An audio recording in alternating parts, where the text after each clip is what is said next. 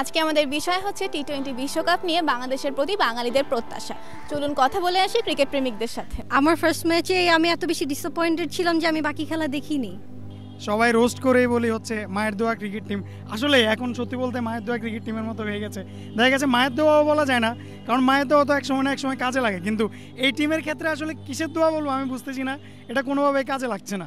এখন কি করা যায় একমাত্র আল্লাহ জানে। সত্যি বলতে কোনো ভরসাই নেই, বাংলাদেশ সম্ভব না, এই দল নিয়ে কখনোই বিশ্বকাপ জেতা সম্ভব না।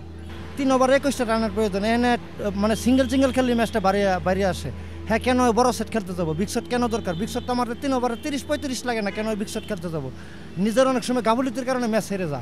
এতই হতাশ বলবো, আমি বলবো যে তাদের আর কোনো ম্যাচই কন্টিনিউ করা উচিত না। তাদের উচিত দলটাকে আবার রিফর্ম করা এবং ভালো একটা প্ল্যানিং থ্রুতে আবার এগিয়ে যাওয়া।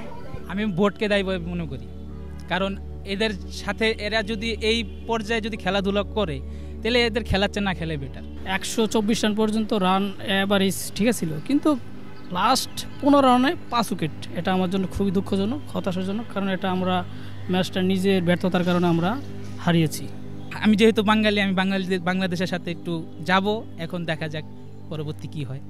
অবশ্যই আমি যখন এদেশের মানুষ, এদেশে ক্রিকেট ভালোবাসি, সেই ক্ষেত্রে বাংলাদেশের পক্ষে এখনও আশা করি। Let's hope for the best. I hope ওরা they will work on their skills, যেন অ্যাটলিস্ট বাংলার দামাল ছেলেরা এবার কাপ নিয়ে আসতে পারে। র্যাঙ্কিংয়ে বাংলাদেশ থেকে 10 ধাপ পিছিয়ে থাকা ইউএসের কাছে সিরিজ হারার পর বাংলাদেশ টি-20 জেতার স্বপ্ন কেবল স্বপ্নই রয়ে যাবে নাকি তা নিয়ে চিন্তিত ক্রিকেট প্রেমিকরা। শান্ত সাকিবরা কি পারবে তাদের স্বপ্ন পূরণ করতে? সুহালা শামসুন নাহার, সংবাদ ছাড়াবেলা, ঢাকা।